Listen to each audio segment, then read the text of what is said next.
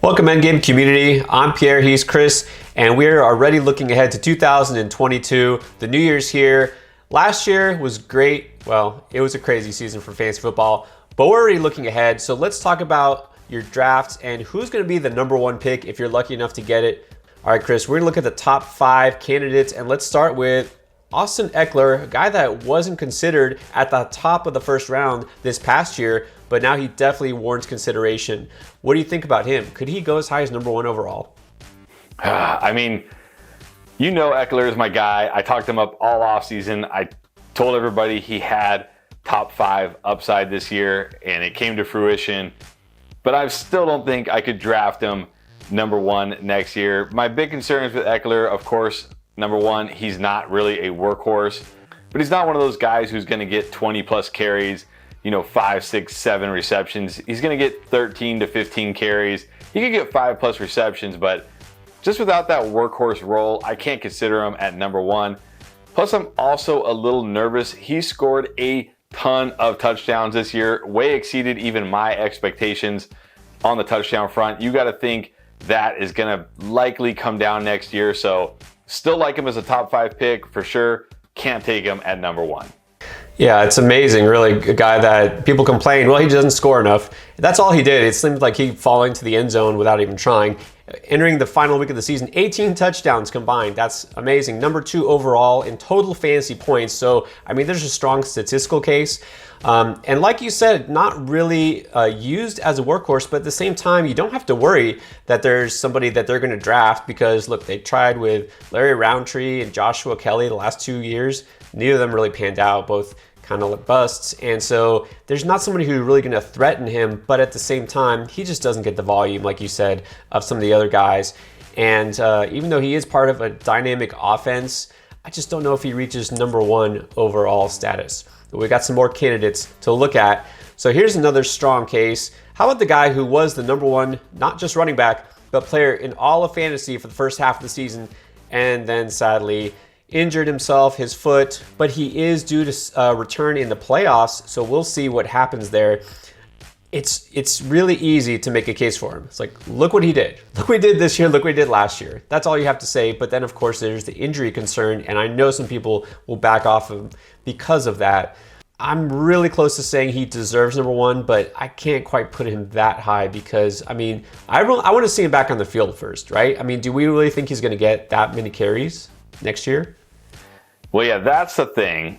We haven't seen Derrick Henry since the injury. Now, if he comes out in the playoffs and is getting 25, 30 carries and looks like a healthy 100% Derrick Henry, then you might have to consider him at number 1 for sure, because he wasn't just, like you said, he wasn't just number 1 overall.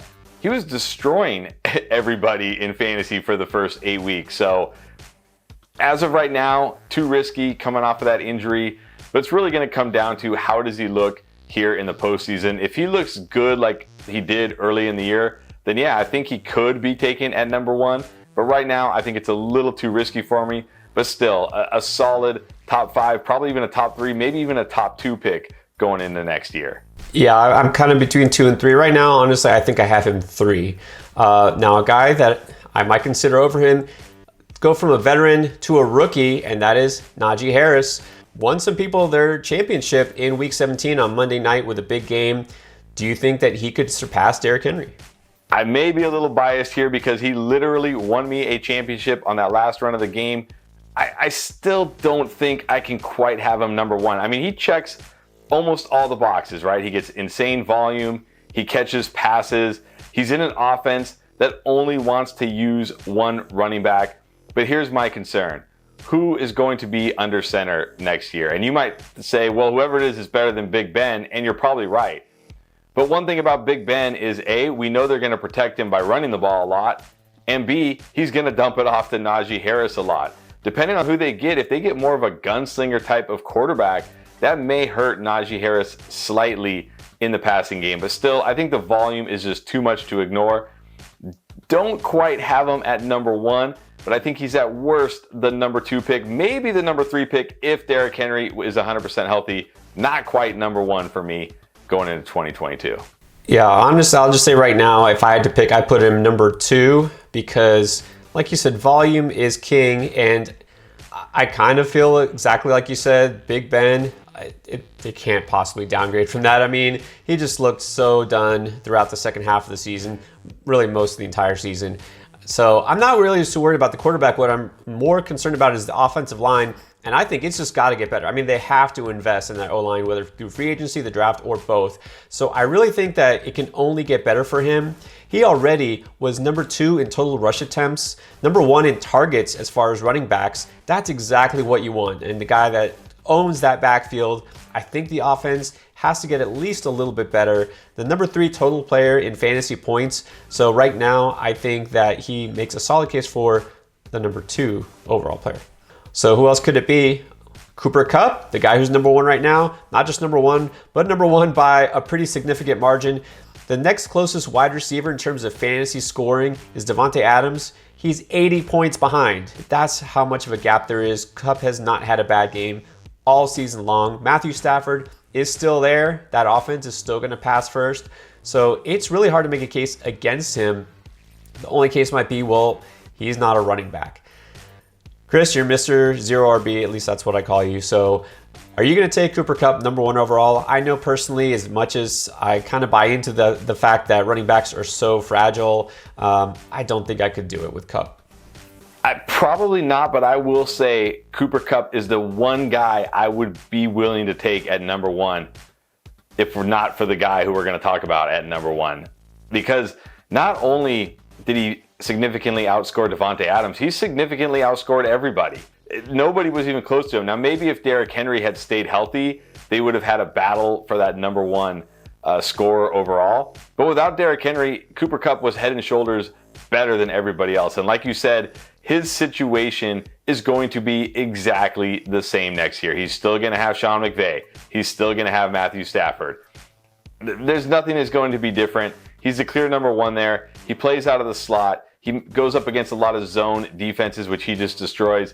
I could definitely make an argument for Cooper Kupp being number 1, but I'm not going to take him number 1 most of the time. All right, so if you do take somebody else, I have a feeling it might be this guy. Probably going to be number 1 in most early drafts, at least that's what we're seeing. So Jonathan Taylor, as of right now, well, he is the RB1 in the season. The most valuable running back is usually the number 1 player taken. 317 carries, number 1 in the league. And here's the amazing thing. He leads by far in red zone attempts. That touchdown upside, but is that going to hold true next season? Do you have him as the locked-in number 1 player? I think you have to. I mean, again, I think it's close between him and Kupp. I think it's closer than people want to admit between him and Kupp. But he's a running back. And as we saw this year and as we see every year, it's hard to find running backs like Jonathan Taylor, especially as the season goes on and on. And I think that gives him more value than Cooper Kupp.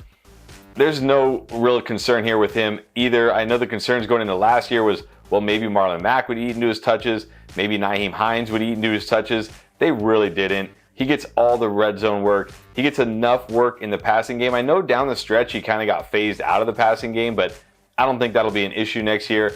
He's a complete workhorse. He's got a great defense. He's got a great O-line. He's on a team that wants to run the ball. He's a focal point of his offense. There's not really any knocks on Jonathan Taylor. I think he has to be number 1. Yeah, I mean, you can debate the running back, wide receiver thing.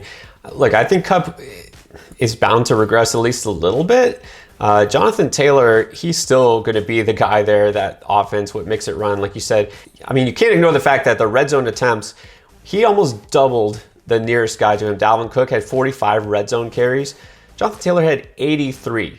Okay, that's an insane margin, and that's why he keeps scoring touchdowns, and we don't like to chase, touchdowns as far as fantasy value like we talked about with Ekeler, but if you get fed the ball that much, it's going to happen, right? He's going to cash in enough to be a lead back. So normally we'd say a guy who doesn't catch that many passes wouldn't be the number 1 overall pick, but you know what? In this case, I think Taylor might be the exception. Jonathan Taylor makes the strongest case for me, and I think that he's probably going to be the number 1 pick in most drafts that you see, at least early on.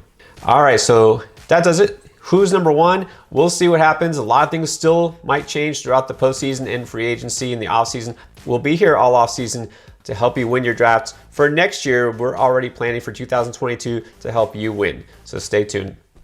All right, thanks for watching.